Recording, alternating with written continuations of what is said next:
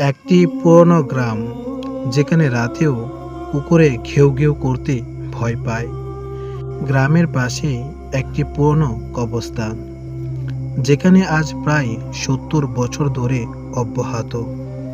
এই কবরস্থানে শত শত পুরনো কবর থাকলেও একটি কবরকে ঘিরে গ্রামের মানুষের মুখে শুধু ভয়।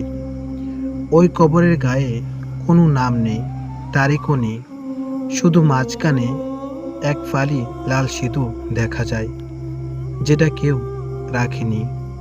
ঢাকা থেকে আসা একজন ব্লগার, ইউটিউব চ্যানেলের নাম ভৌতিক লাইফ।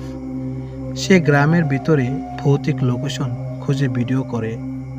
গ্রামের এসে লোকজনকে জিজ্ঞাসা করে, ভাই, এই নামহীন কবরটার কথা শুনেছি অনেক, আমি এইখানে একটা ভিডিও করতে চাই। এই কথা শুনে এলাকার এক মসজিদের ইমাম সে চিৎকার করে উঠল, বাবা, এই কবরে জাগ্রত, এখানে যেও না। রায়হান ভয় পায় না, বলে আমার তো ভিউ আসবে, আমি যাবই। রায়হান লাইভে যায়।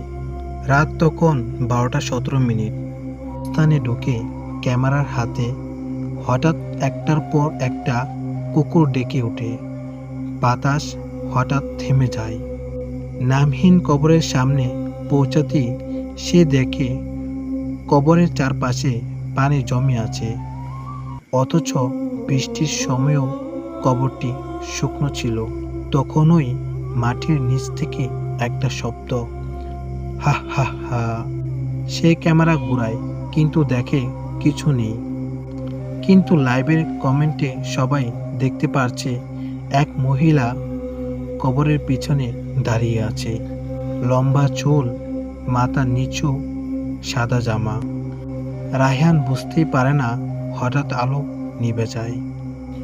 পরের দিন সকালে লোকজন কবরস্থানে দেখতে পায় কবরের উপর লেখা হয়ে গেছে, আমার নাম কেউ জানে না, কিন্তু এবার ওর নাম আমি জানি। এর পাশেই পড়ে আছে রায়হানের ক্যামেরা। ফোনে ভিডিও চলছে, কিন্তু রায়হান নেই। দূর থেকে শোনা যায় মেয়েলি হাসি, হি হি হি। তারপর ক্যামেরার ফ্রেমে এসে এক নারীর মুখ, চোখ নেই, শুধু ফাঁকা দুটো গর্ত।